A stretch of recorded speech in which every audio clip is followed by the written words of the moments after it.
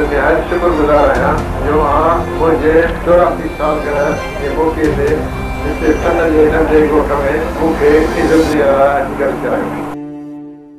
सिंध धरती की 5000 पर मुहित कदीम और शानदार तारीख कई उतार चढ़ाव की गवाह है। कभी इस धरती पर सिकंदर आज़म जैसा फातेह हमले आवर हुआ तो कभी अरबों, मुगलों, अरगूनों और तुर्खानों ने यहाँ जुल्म और बर्बरियत की कई दास्तानें रकम की। पर यह सिंध धरती का कमाल रहा है कि बैरूनी हमला आवरों के जुल्म और बर्बरियत के बावजूद अपनी तारीखी अहमियत, तहजीब व तमद्दुन, सकाफ़त और ज़बान को ज़िंदा रखती आई, जिसकी अहम वजह यहाँ के वो हीरोज़ हैं जिन्होंने हर दौर में लाजवाल कुर्बानियाँ देकर इस धरती की शान, मान और आन को मुकद्दम व दुश्मन मुझो राहे न सघंदो नक्शो सिंध जो गिरंदो रहंदो रत असांजो चवंदो रहंदो जिए सिंध, जिए सिंध, जिए सिंध, जिए सिंध, जिए सिंध, जिए सिंध, जिए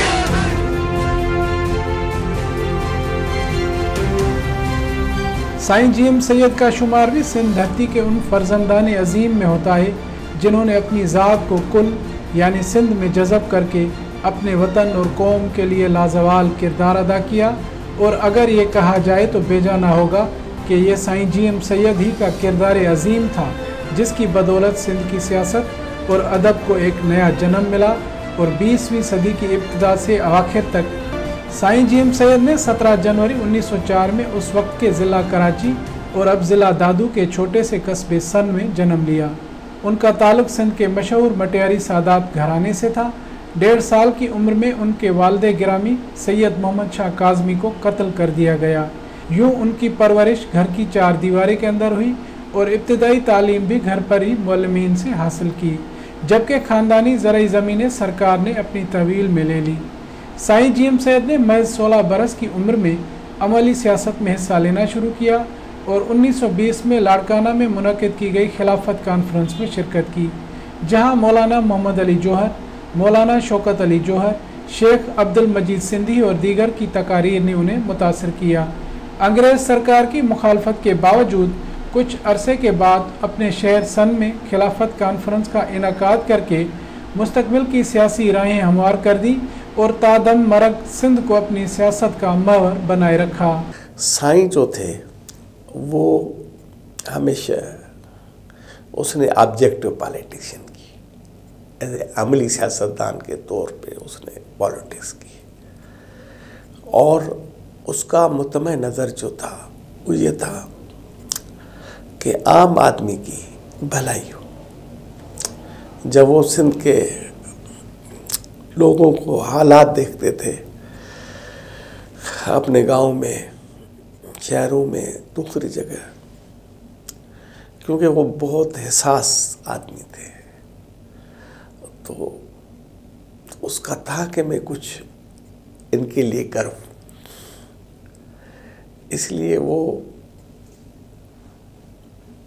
अमली सियासत पे यकीन रखते थे कि लोगों को फ़ायदा अमली सियासत से होगा जो है। अब उन्होंने इब्तिदा जो की वो खिलाफत तहरीक उस दौर में सारे बरे सगीर में चल रही थी, तो वो नौजवान थे बिल्कुल, उसकी उम्र जो थी करीबन 15 साल थी। वो लाड़काना में उसमें शरीक हुए खिलाफत कॉन्फ्रेंस में, और उसके बाद फिर उसने सन में जो है वो कॉन्फ्रेंस कराई, जिस पे उस दौर का, क्योंकि सन जो था उस दौर में कराची डिस्ट्रिक्ट में था, डिस्ट्रिक्ट कराची थी अप टू 7 तहसील को छोड़ के, तब जो है दादू डिस्ट्रिक्ट नहीं अभी बना था, तो साईं कराची डिस्ट्रिक्ट में रहते थे। उसने वार्निंग दी, अगर तुम कॉन्फ्रेंस कराओगे तो तुम्हारी जो है वो क्योंकि इनके वालिद जब साईं जी हमसे 1-1.5 साल के थे तो उनको शहीद किया गया था, तो इनकी जो सारी ज़मीन कोर्ट ऑफ वार्ड्स में चली गई थी। उन्होंने कहा कि वो जो तुम्हें सालियाना मिलता है उसका, उसको भी मैं बंद करूँगा जो है। और उसने उसको कराने की कोशिश की जो है वो, लेकिन जीएम सैयद ने उसकी परवाह न करते हुए वो सन में बड़ी कॉन्फ्रेंस कराई जो है। ये उसकी इब्तिदा थी एज ए यंग जो है। जीएम सैयद तारीख़ के एक अजीम तरीन किरदार हैं। उन्होंने बड़ी तवील उम्र पाई और बड़ी तवील जदोजहद की। वो हमेशा कहा करता था कि मैं कभी भी किसी भी हालात में मायूस नहीं होता, क्योंकि मैं उम्मीद की घड़ी में पैदा हुआ हूँ। और एक बात मैं कह दूँ कि साईं जीएम सैयद वो आदमी था जिसने अपने किरदार के हवाले से या अपनी जदोजहद के हवाले से या अपने ख़यालात के हवाले से सिंध को जितना मुतासर किया है और तारीख़ में जितना रिलेवेंट है, वो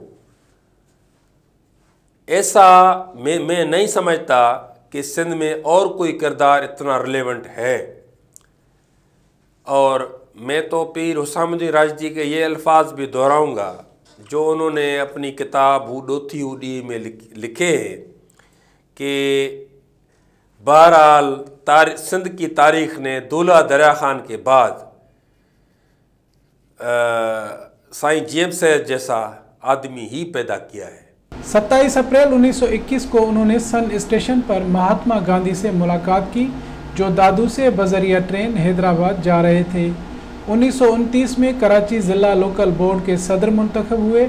1930 में उन्होंने सिंध हारी कमेटी की बुनियाद रखी, जिसकी बागडोर आगे चलकर मारूफ कम्युनिस्ट रहनुमा हैदर बख्श जतोई ने संभाली। साल 1934 में अपने सियासी रफ़का सर हाजी अब्दुल हारून, सर शाहनवाज भुट्टो, हातिम अलवी, अयूब खोड़ो और शहीद अल्लाह बख्श सुमरो के साथ हैदर मंजिल कराची में सिंध पीपल्स पार्टी की बुनियाद रखी और सिंध की मुंबई प्रेसिडेंसी से अलहदगी की ज़बरदस्त तहरीक शुरू की, जिसके बायस महज 2 साल के अंदर ही अंग्रेज सरकार साईं जीएम सैयद जैसे मुदब्बर सिंधी सियासतदान और इनके साथियों के आगे घुटने टेकने पर मजबूर हो गई और 1936 में सिंध को सूबे की हैसियत दे दी गई। सिंध की बम्बई की आज़ादी के लिए उसने बहुत बड़ा प्रैक्टिकल काम किया और वो 1936 में सिंध बॉम्बे से आज़ाद हुई। लेकिन उससे पहले उसने एक बहुत बड़ा काम किया, क्योंकि उससे पहले यहाँ जो थी वो मामंदन एसोसिएशन थी, कोई पॉलिटिकल पार्टी नहीं थी यहाँ।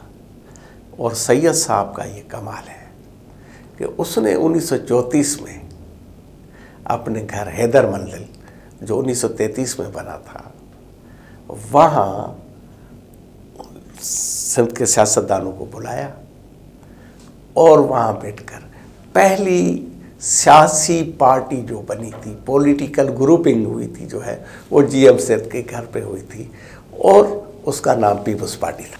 इनकी जदोजहद की वजह से, जिसमें सारे लोग इकट्ठे थे, सर शाहनवाज भुट्टो, सर गुलाम हुसैन हिदायतुल्लाह, अब्दुल्ला हारून, मोहम्मद अयूब खोड़ो, हातिम अलवी और अल्लाह बख्श सुमरो और साईं जीएम सैयद खुद और भी बहुत सारे लोग थे, जिनकी जदोजहद में की वजह से अंग्रेज़ ने बम्बई से सिंध को सेपरेट किया। जब ब्रिटिश गवर्नमेंट थी, जब आज़ादी की जदोजहद चल रही थी, तो साईं जीएम सैयद ने उस ज़माने में महसूस किया कि जो कांग्रेस है वो जो है वो सेंट्रल गवर्नमेंट के हक़ में है, यानी मरकज़ियत के हक़ में है, और जो मुस्लिम लीग है वो सूबाई खुद मुख्तियारी के हक़ में है। क्योंकि 1907 में जब इधर मुस्लिम लीग का इजलास हुआ था, उसमें पहली बार करारदाद जो पास की थी मुस्लिम लीग ने, सिंध की सूबाई खुद मुख्तियारी बम्बई से आज़ादी की। तो साईं जीएम सैयद का था कि सबसे बड़ी अगर चैम्पियन है, सबसे बड़ी अगर सूबाई खुद मुख्तियारी की चैम्पियन है, वो मुस्लिम लीग है। और एक अंग्रेज़ ने लिखा है जिसकी PhD की थीसिस है कि साईं जेम्स सैयद हमेशा सिंध के सूबाई राइट्स के हवाले से, सूबाई खुदमुख्तारी के लिहाज से और सिंध को एक अलग आइडेंटिटी के लिहाज से जो है वो देखना चाहता था, उसके राइट्स की, क्योंकि उसने किसानों के लिए भी सब कुछ किया। ये जो हमारी ज़मीनें जो क्लेम में चली गई वो लियाकत अली खान की वजह से चली गई। इसीलिए कहते हैं कि पाकिस्तान बनने के बाद एक दूसरे बंदे ने लिखा है, उसका नाम है अजमल कमाल, उर्दू स्पीकिंग, पाकिस्तान बनने के बाद सिंधी क्यों नहीं भागी हो, क्योंकि अंग्रेज़ों की जगह इधर उर्दू बोलने वालों ने ले ली, ज़मीनें ले ली, शहरें ले ली, वसीले ले ले और जॉब्स ले लिए, क्योंकि सिविल सर्विस में सिर्फ एक सिंधी था। अक्सर सारी सिंधियों की जब तकसीम हुआ बरे सगीर तो सिर्फ एक ही था जो काजी, जो एजीएन काजी, जो स्टेट बैंक गवर्नर बना, सिर्फ एक, बाकी सारे उर्दू स्पीकिंग। ये मेरी खुशकिस्मती है कि मैं साईं के साथ काफ़ी टाइम मेरा गुज़रा और बिल्कुल करीब से गुज़रा, और मैं हैदर मंजिल का तर्जुमान था, उनका तर्जुमान था, और मैंने उन पर किताब भी लिखी हुई है, आखिरी 5 महीने जिंदगी में है। उनकी ज़िंदगी के एक एक पल का किस्सा है उसमें। मैं तो उनके साथ 8-10 साल रहा, और फिर कराची में होते थे या सन में होते थे या कहीं आना जाना होता था। मैं पढ़ता था, उस वक्त स्टूडेंट पॉलिटिक्स में था, फिर साईं के साथ ज़्यादा टाइम गुज़रा। बुनियादी तौर पे वो एक मुफक्कर हैं और फ़ना फिल सिंध शख्सियत हैं। उनकी मोहब्बत, उनकी नफ़रत तो खैर वो उनके वजूद में ही नहीं थी, लेकिन मैं बतौर एक जुमला यूज़ कर रहा हूँ। उनकी मोहब्बतें, उनकी नफ़रतें, उनकी चाहतें, दोस्तियाँ, दुश्मनियाँ, सब सिर्फ़ एक नुक्ते पे थी, वो था सिंध।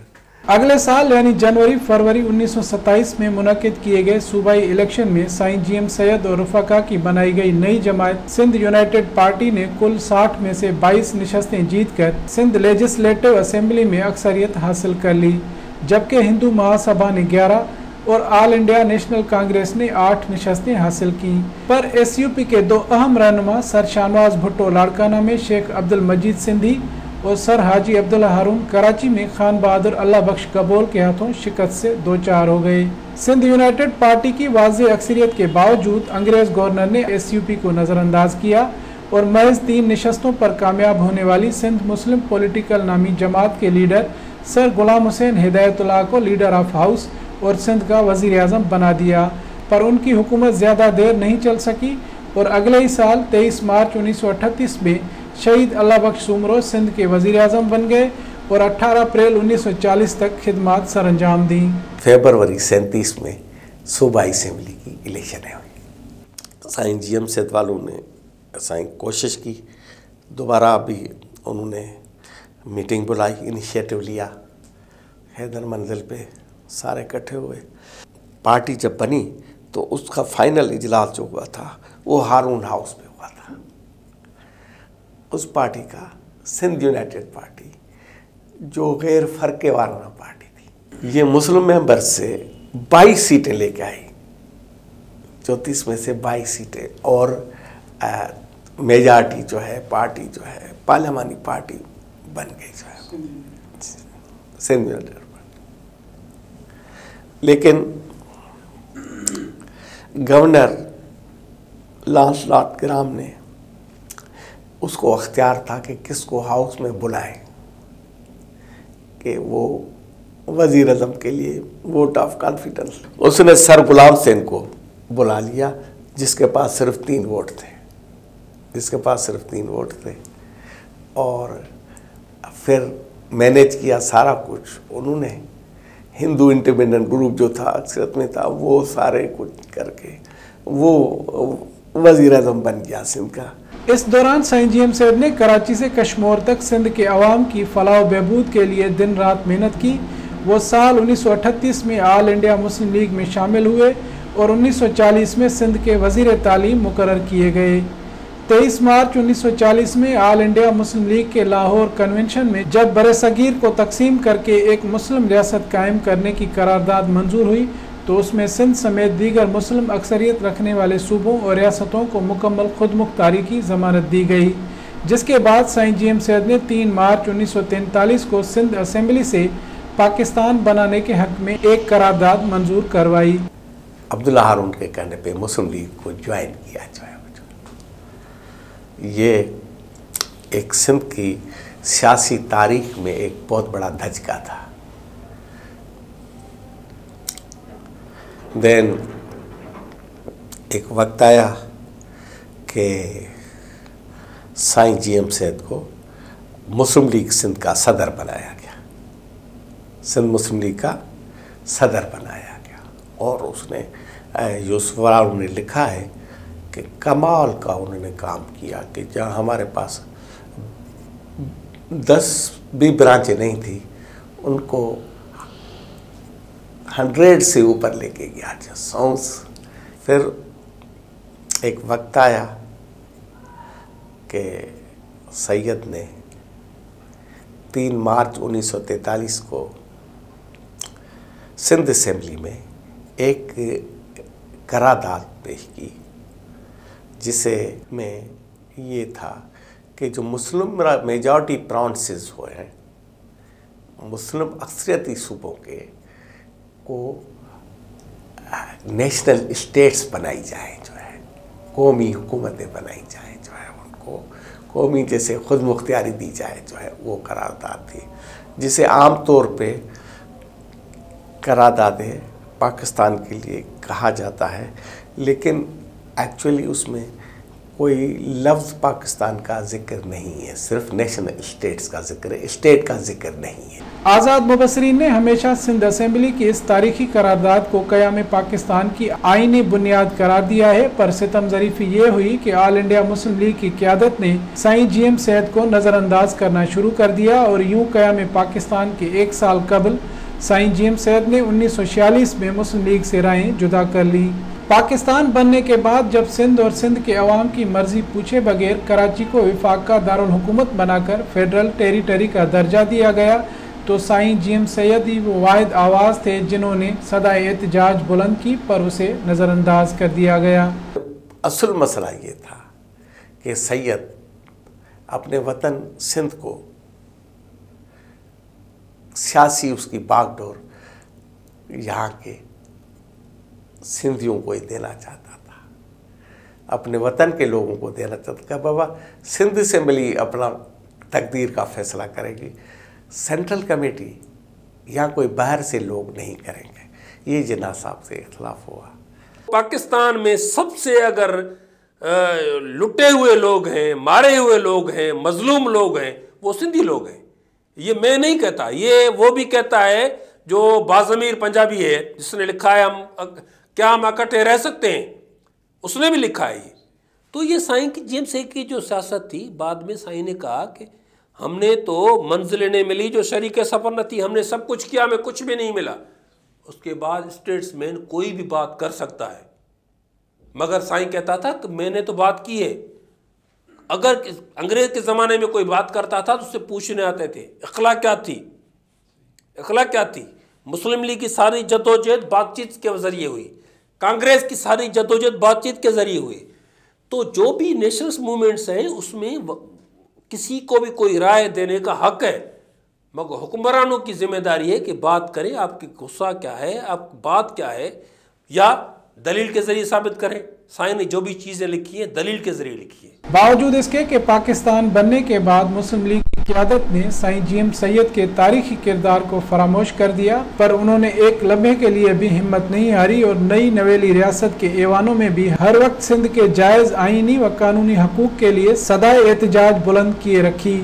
यही वजह थी कि पाकिस्तान के हुक्मरानों ने सैयद साहब को कभी भी आज़ादी से सियासत करने या आवाम में जाने की इजाज़त नहीं दी और उन्हें 30 साल तक कैदोबंद की सौबतें बर्दाश्त करने पर मजबूर किया। क़याम पाकिस्तान के बाद साईं जी एम सैयद ने हिज़्ब इख्तिलाफ की सियासत अख्तियार की। 1948 में उन्होंने खान अब्दुल गफ्फार खान के साथ पाकिस्तान की पहली सियासी जमात पीपल्स पार्टी ऑफ पाकिस्तान की बुनियाद रखी और कराची की सिंध से अलहदगी और 1955 में 1 यूनिट के क़याम के खिलाफ तहरीक चलाई, जिसकी बिना पर उन्हें कैदोबंद की बदतरीन सऊबतें बर्दाश्त करना पड़ी। 1956 में उन्होंने नेब के क़याम में फ़ाल हिस्सा लिया। 1970 में आखिरी मरतबा आम इंतखाबात में हिस्सा लिया मगर उन्हें हराया गया। 1971 में पाकिस्तान टूटने और बांग्लादेश बनने के बाद साईं GM सैयद सिंध के तारीखी वजूद के खिलाफ कसीरल जहती मुस्तकिल साजिशों को भांप कर GA सिंध महाज का क़याम अमल में ले आए और सिंध के अवाम में सियासी शऊर बेदार करने की भरपूर कोशिशें शुरू कर दी। पाकिस्तान 16 दिसंबर 1971 को टूट गया और उसके बाद जनाब जुल्फ़िकार अली भुट्टो को पावर में लाया गया। उसने साईं नज़रबंद था, क्योंकि इस दौर में यहया खान ने साईं को नज़रबंद किया हुआ था। जो बंगाल ऑपरेशन के टाइम में साईं को नज़रबंद किया हुआ था। भुट्टो साहब आया, उसने पॉलिटिकल पार्टीज़ के साथ कुछ मरासम अच्छे रखने की कोशिश की और वली खान वालों को भी आज़ाद किया, सैयद को भी आज़ाद किया और ये मराइल चलते रहे। तवील अरसा कैद, नज़रबंदी और हुकूमत की तरफ से सियासी पाबंदियों के बायस साईं GM सैयद ने किताबें तहरीर की और न सिर्फ सिंध में एक नए सियासी दौर का आगाज़ फराहम किया मगर कई नस्लों की फ़िक्री और ज़हनी आबियारी भी करते रहे। GA सिंध हलचल के बानी साईं GM सैयद की लिखी गई किताबों ने सिंधी समाज पर अनमिट नकूश छोड़े हैं। उनकी मशहूर तसानीफ़ में सिंध ॻाल्हाए थी, सिंधु देश शो ऐं शाला, जीअं ॾिठो आहे मूं, पैगाम लतीफ़, सिंधी कल्चर, जनब गुज़ारिम जन्नसी, जदीद सियासत जा नव रतन, दयारे दिल, दास्तान मोहब्बत और दीगर कई कुतुब शामिल हैं। वो तकरीबन 60 किताबों के मुसन्निफ़ रहे जिन्हें सिंधी अदब में आज भी शाहकार की हैसियत हासिल है और हर साल नए एडिशंस की इशाअत का सिलसिला जारी रहता है। साईं ने सिंधी कौम में एक जागृता पैदा की, किताबों के ज़रिए, अपनी तकारीर के ज़रिए, और ये नज़रबंदी का जो दौर था वो साईं GM से ने ज़ाया नहीं किया। वो किताबें लिखी, कई किताबें लिखी। सारी किताबें उसकी एक मुक़द्दस सहीफ़े की हैसियत रखती है सिंध के कौम परस्तों के पास, सिंधी नौजवानों के पास। मैं देखता हूँ कि किसी के 10-10 साल में भी किताब कोई नहीं, दूसरी एडिशन नहीं छपती, मगर साईं की हर सालगिरह पर नई एडिशन किताब की आती है। एंथ्रोपोलॉजी में सिंधी में अगर कोई मास्टरपीस है तो जीअं ॾिठो आहे मूं आहे। बुनियादी तौर पर जो शाख ज़री मशहूर किताब है गोल्डन बू, उसका भी साईं पर असर था और भी थे। साईं ने एंथ्रोपोलॉजी के लिहाज से मज़हब की इर्तिका, इंसान ज़ात की इर्तिका, इंसानी ख्यालात की इर्तिका, इंसान के बिहेवियर की इर्तिका, जिसमें सोशोलॉजी आ जाता है, एंथ्रोपोलॉजी आ जाता है, सोशल वर्क आ जाता है, साइकोलॉजी आ जाता है, यानी इज्तिमा इनफरादियत सारा उसने साईं डिस्कस किया है। उसके बाद पैगाम लतीफ़ लिटरेरी मास्टरपीस है। वो एक पलीजो साहब की जेल डायरी है, उसमें उसने लिखा कि मैंने दोबारा जीअं ॾिठो आहे मूं जैसा मैंने देखा पढ़ा और GM सैयद की शऊरी जदोजहद को एक बार फिर सलाम किया। किताबें जो उन्होंने लिखी हैं वही उनकी सारी ज़िंदगी का एक निचोड़ है और हर किताब में वो सियासत पे हो, वो मज़हब पे हो, वो तारीख़ पे हो, वो इश्क पे हो, वो शेर व शायरी पे हो, वो समाजियात पे हो, वो कल्चर पे हो, जिस किताब को भी आप लेंगे, बल्कि वो किताबें तो है ही नहीं, वो तो एक सदियों की एक स्टडी है, उनको रिसर्च पेपर कह सकते हैं। वो सदियों के एक सिस्टम को पढ़ के उन्होंने फिर अपनी एक समराइज़ करके उन्होंने समरीज़ दी हुई हैं।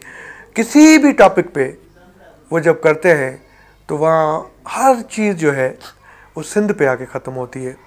सिंधी कल्चर देख लें, 1973-74 में सिंधी कल्चर बुक लिखा आपने। उन्होंने जब देखा कि सिंधी कल्चर को ख़तरा है और दूसरी ज़बानें और रियासती मीडिया और गवर्नमेंट अपने अपने तौर पर सिंधी ज़बान को, सिंधी सकाफ़त को एक पीछे धकेलते जा रहे हैं, तो उन्होंने एक छोटा सा किताबचा सिंधी कल्चर लिख के उस पर एक खड़े हुए पानी में पत्थर फेंक दिया और वो उन्होंने एक मोर्चा बना लिया।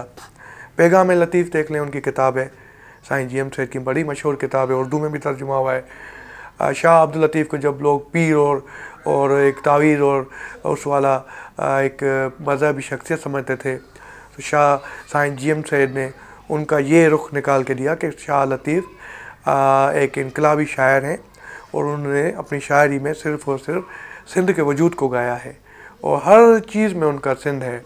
और शाह लतीफ़ को उन्होंने एक लीडर और एक रहबर के तौर पे पेश किया।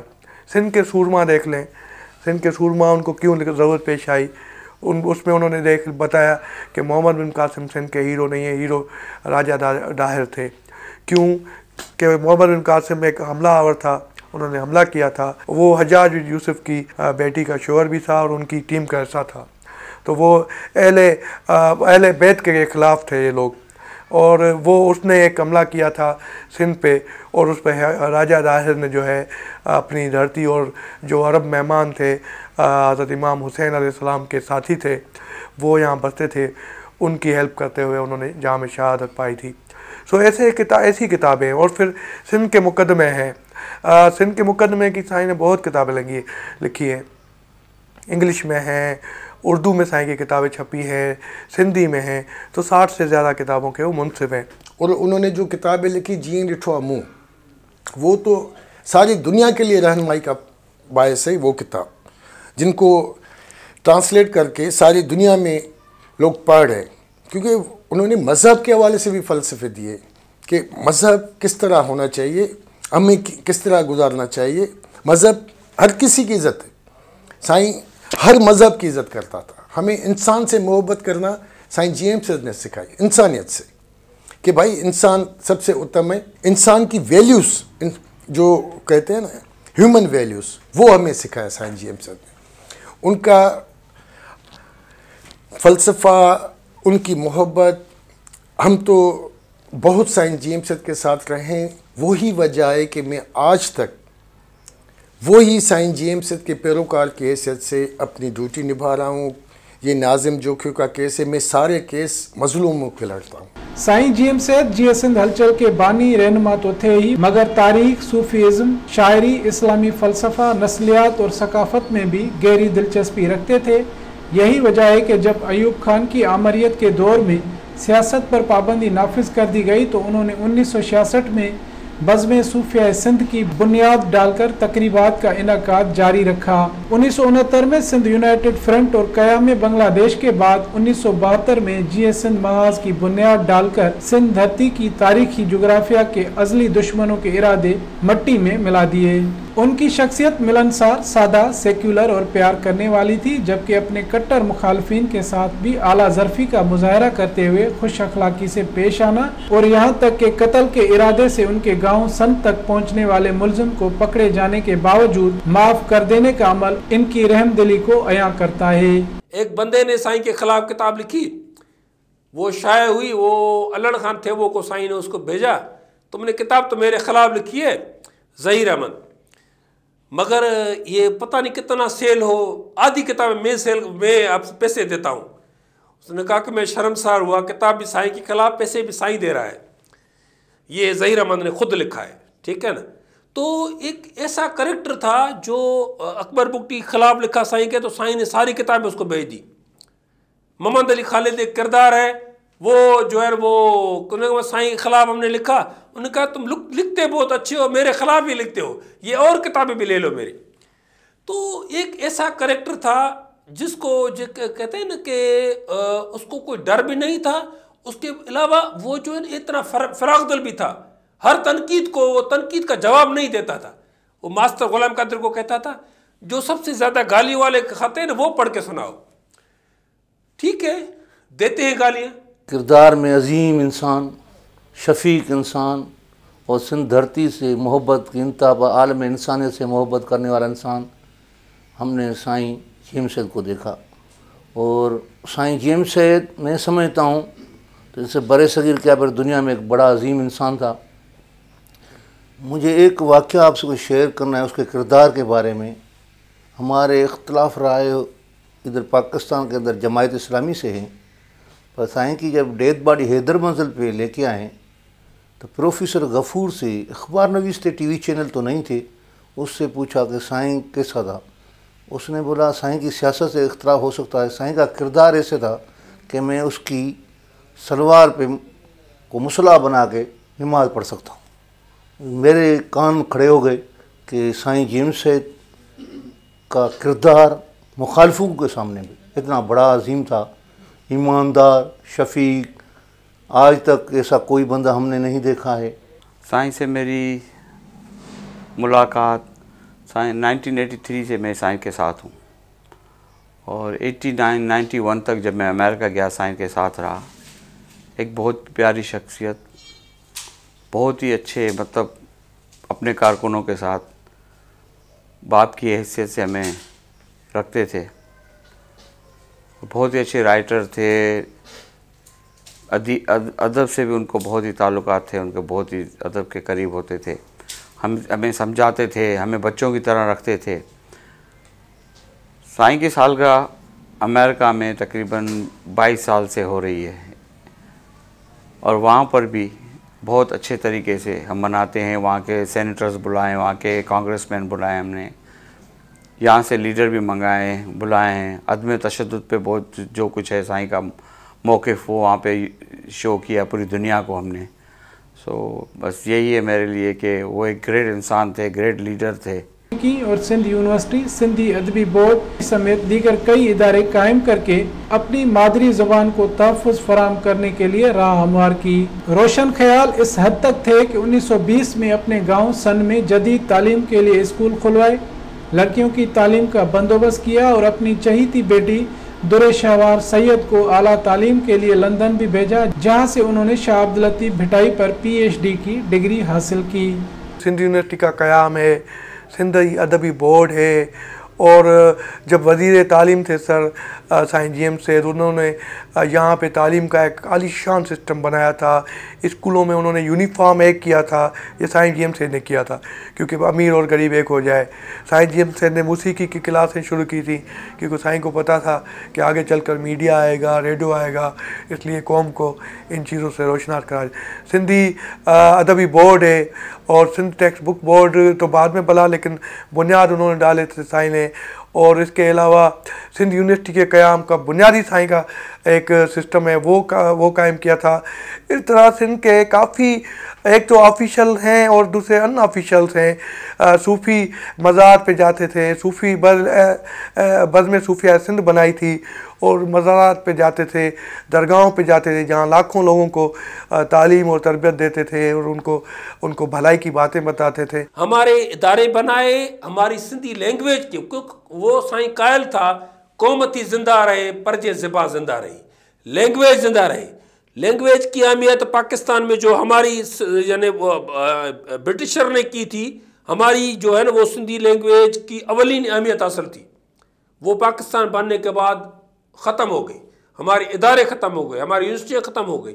तो साईं ने उस जदोजहद को भी दोबारा जिंदा किया। सिंध की हज़ारों बरस पर मुश्तमिल तारीख में अपने लाजवाल किरदार के बायस हज़ारों बरस तक जिंदा व जावेद रहने वाले साईं जेम्स सैयद की सियासत के अहम निकात अदम तशद्दुद, जमहूरियत, सेक्युलरिज्म, कौमी खुदनासारी और खुदमुख्तारी, जनूबी एशिया की कौमों के साथ इश्तराक और यगानिगत और मुआशरती व इक्तिसादी मुसावात रहे। साईं जेम्स सैयद ने जिंदगी का बेशतर हिस्सा कैदो बंद में गुजारा। उनको आखिरी बार 19 जनवरी 1992 को गिरफ्तार करके घर को सब जेल करार देकर नजरबंद किया गया और 25 अप्रैल 1995 को नजरबंदी में ही 91 बरस की उम्र में जिस्मानी तौर पर हमेशा के लिए जुदा हो गए। वसीयत के मुताबिक उन्हें अपने आबाई शहर सन में खुले आसमान तले सुपुर्द खाक कर दिया गया, जबकि खुली किताब की मानंद उनकी आखिरी आरामगाह पर आज भी जन्मदिन और बरसी के मौके पर लाखों की तादाद में चाहने वाले हाजिरी देने आते हैं। साईं स्टेट्समैन था, मुदब्बिर था।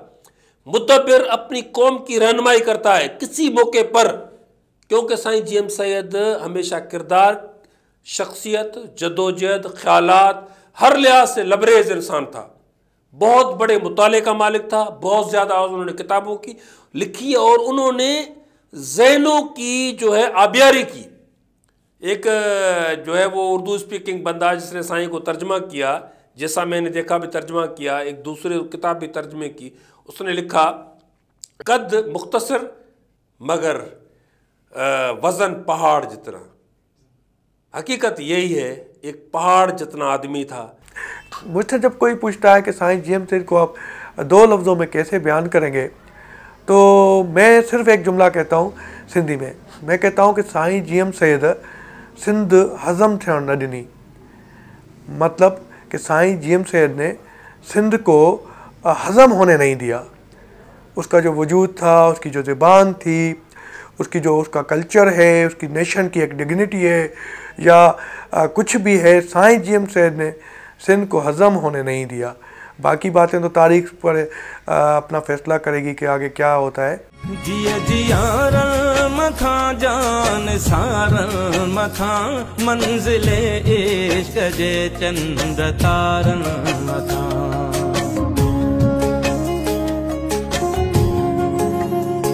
जिया जियारन मथा जान सारन मथा मंजिले इश्क जे चंद तारन मथा।